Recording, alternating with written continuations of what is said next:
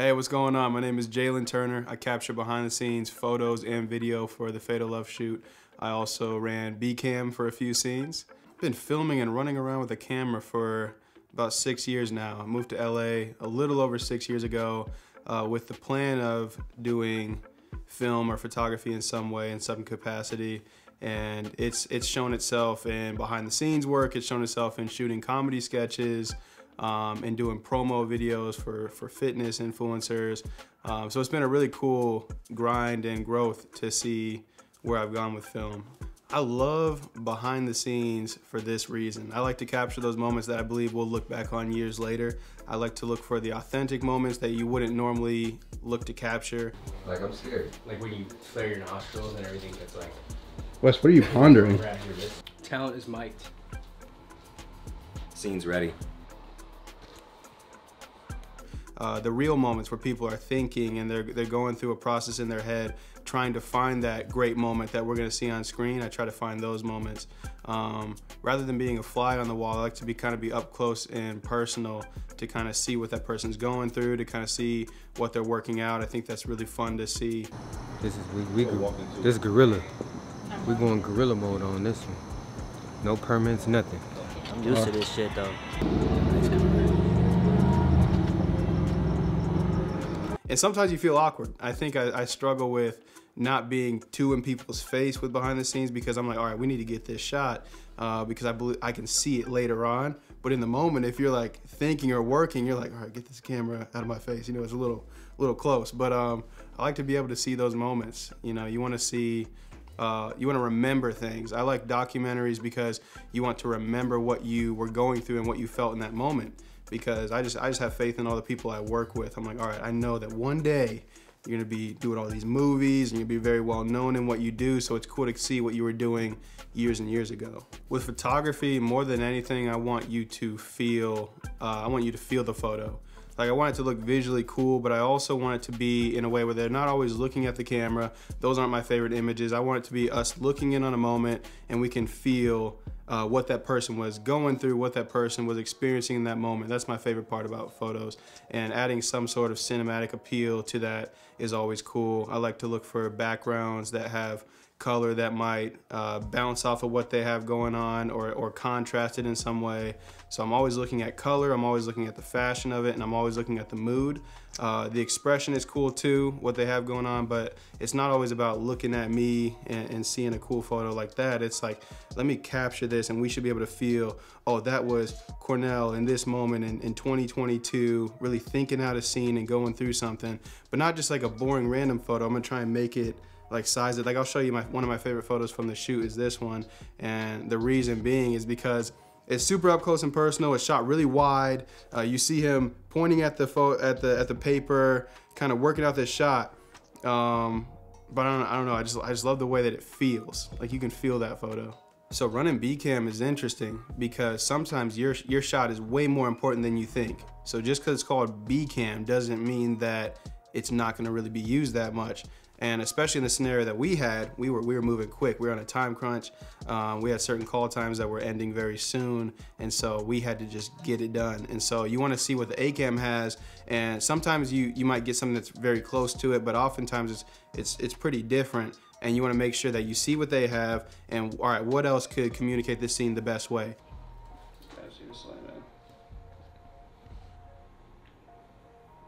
That shit was crazy. Yeah, that was good. Cool. Yeah. Should probably be separate. Not just what else is a cool shot, but what else like really helps this scene. And you got to find that out. Check in with the director, the A-Cam, see if they rock with it. And even if they don't have time to give feedback, just trust your shot. Like, get something cool. So it was cool with B-Cam. Like, you don't know how much your scene will be used. You don't know how much your shot will be used. Sometimes it's briefly and you're just a backup, and then sometimes it's like, oh, we needed that shot. So that was cool to run into as well. So some of the B-Cam and A-Cam shots are very different because West had something. I'm like, all right, that's the main shot. That's probably what we're gonna go with. So I'm just gonna get something just different and just line it up a little different and then see what they think about it. And oftentimes I think they liked it. So Yeah, it was fun. Honestly, my favorite behind the scenes moment was the beginning of the whole shoot. Cornell had his do-rag on. He was still drinking like orange juice because morning time. He was looking over his script. He's outside.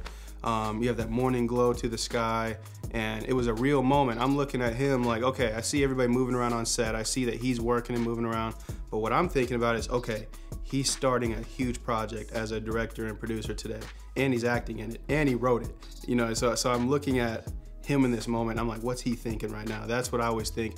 And how can I showcase what he's thinking? But also, you know, I want to showcase him so that you can see what he's thinking as well. So I went out and sat with him on the balcony and just kind of got down and found a cool shot and just asked him a few questions just to see authentically where he was at in that moment. So it's just a process. Everything is a process. It's all about just taking the necessary steps to get shit done.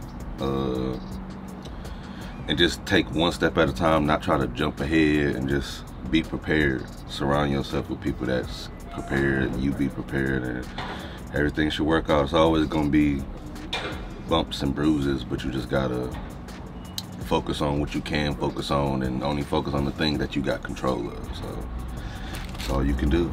Yes, sir.